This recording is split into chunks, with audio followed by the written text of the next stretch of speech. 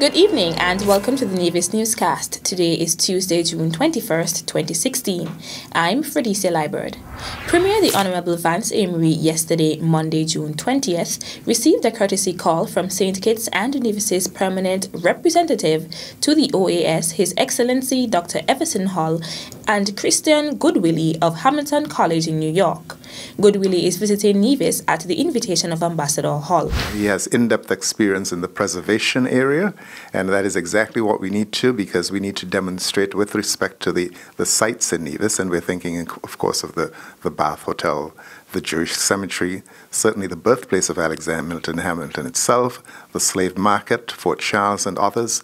These could all be part of a heritage collection, if you will, that would be submitted to UNESCO. And what is important is to demonstrate the authenticity of these sites. This is where Mr. Goodwillie comes in. He, along with Ms. Daphne Hobson and Ms. Henville, are experts in this area who would be able to provide the necessary documentation that would support our bid.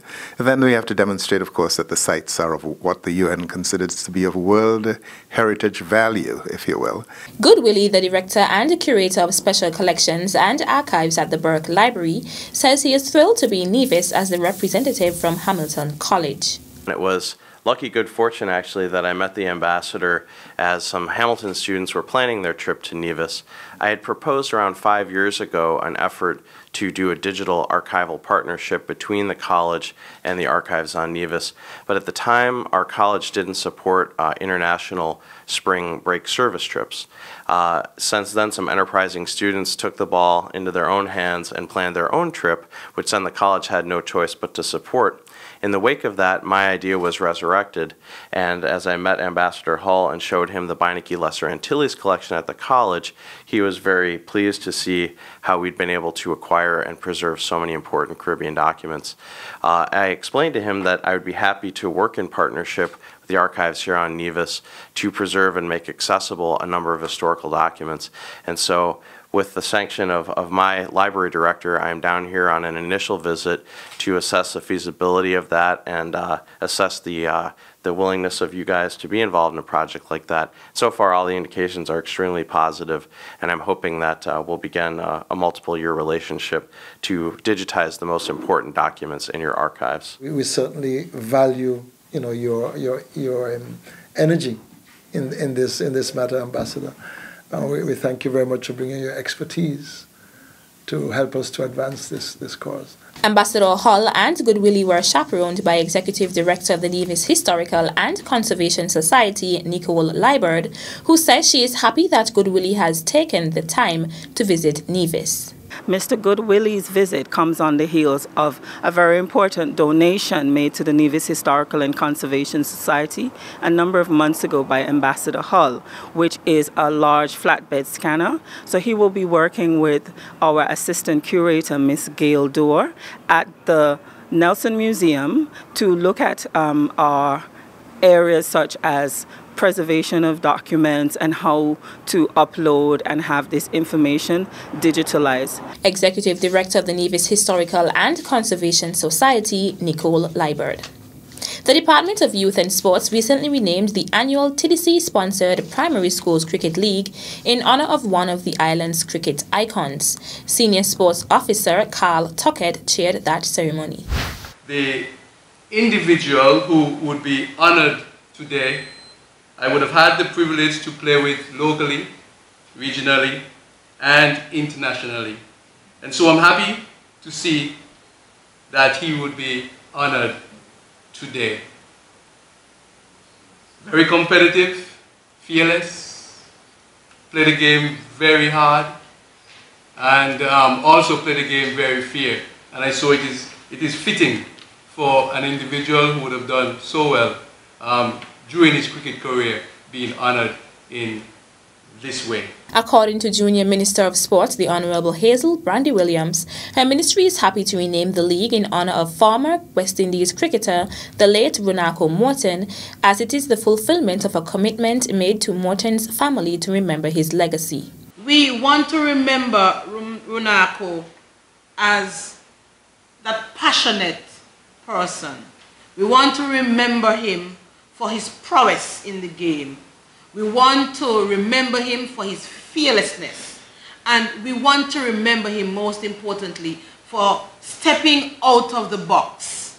When things did not go as planned, he took a stand, even if it meant standing on his own. I am saying that these are fine qualities that we would like all youngsters to emulate. Runako was a very vibrant person in the community, not only sports, but he was one of those persons who felt that it was important for him to give back to his school and to his community. And so in his life and time here on Nevis, he would have made substantial contributions to his school and to his community. And that is something very positive that we would like our athletes to emulate as well. The sports minister also spoke to what she hopes will be the ultimate result of the renaming of the league in Morton's honor. We have seen a fall off in cricket in Nevis, especially from the very young. And so one of the objectives of renaming and rebranding this sport is for us to rekindle that fire and that passion in the sport of cricket in Nevis. And so we felt, what better way than to use one of our persons who would have excelled and would have reached the very top level in cricket, that being the West Indies team. We felt that using him and using his name and using his legacy will ignite that passion in our young persons to go out and to play cricket again. Without any further ado, I would like to officially unveil the banner which now rebrands the Primary School Cricket League, which will now be called, or will now be known as the Runako Morton TDC sponsored Primary School Cricket League. Minister Brandy Williams also thanked Runako Morton's family for consenting to have his memory honored in this tangible way. The Premier's ministry has issued an advisory on the appropriate transportation of aggregate. It has been observed that a number of truckers are transporting aggregate, that is, stone, chips and gravel, along with waste material in trucks without adequate protective cover for this material. Truckers are reminded that this practice is in contravention of the law and results in the depositing of waste material, gravel, sand, concrete and other substances on public roadways, posing the threat of vehicular accidents and causing discomfort to pedestrians. An appeal is being made to truckers and other transporters of aggregate and waste to take the necessary measures to prevent spillage and littering in the interest of safety and the cleanliness of our country. The Premier's ministry encourages all to comply in order to ensure the safety of all road users. Still to come, HIV program unit targets first-time testers for VCT Day. The details after this break.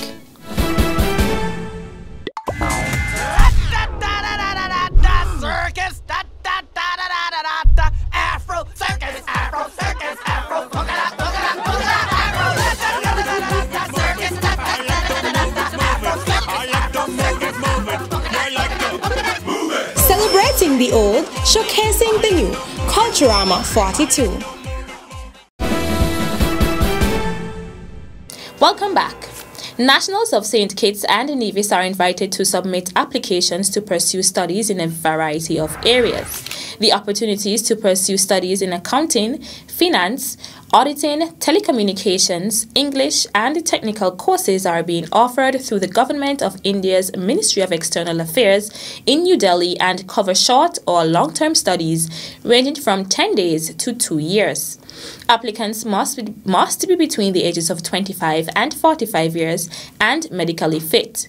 Interested persons are asked to contact the Nevis Island Administration's Human Resource Department at 469-5521 extension 2132 or the Human Resource Department on St. Kitts at 467-1323 or 467-1036 for further information. The Department of Youth and Sports yesterday, Monday, June 20th, began training the participants for its 13th annual Summer Job Attachment Program with an official opening ceremony at the Red Cross headquarters in Charlestown. Coordinator of Youth Development, Zanella Claxton, in delivering opening remarks, stated that the Summer Job Attachment Program is geared towards teaching the participants to be global professionals. This year, the Summer Job Attachment Program is being held under the theme, Preparing Global Professionals. In the age which we are in right now, we do not think that we should just prepare you, our young people, to be professionals here on the island of Nevis. We feel that it is important that we prepare you to be global professionals, that you can take the skills that we teach here, the lessons learned here, and take them anywhere in the world. St. Kitts, the wider Caribbean, the United States, Europe. We want to make sure that when you're finished with this 1-week workshop and the internship process, that you would feel fully equipped to take on any challenges in any workplace anywhere in the world. One of last year's interns, Joanne Manners, shared her experience with the participants and encouraged them to take advantage of the opportunity and learn as much as they can. Junior Minister of Youth, the Honorable Hazel Brandy Williams, delivered words of advice to the prospective interns. Put away your cell phones when you go into people's employ. They are looking at you keenly to see how much time you spend on your cell phones during the day.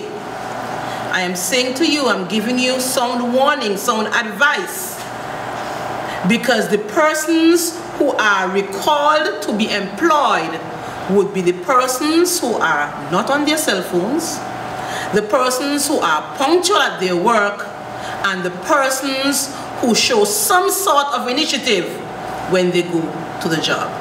So if you do not remember anything that I've said this morning, kindly remember that your supervisors will be looking at you. And from their report, then they will select the persons who are serious to lead today. I would like to now declare prospective training, youth training workshop 2016 officially open. Also present at the opening ceremony was Assistant Secretary Michelle Liebert and Youth Development Officer Alfonso Henry, who chaired the event.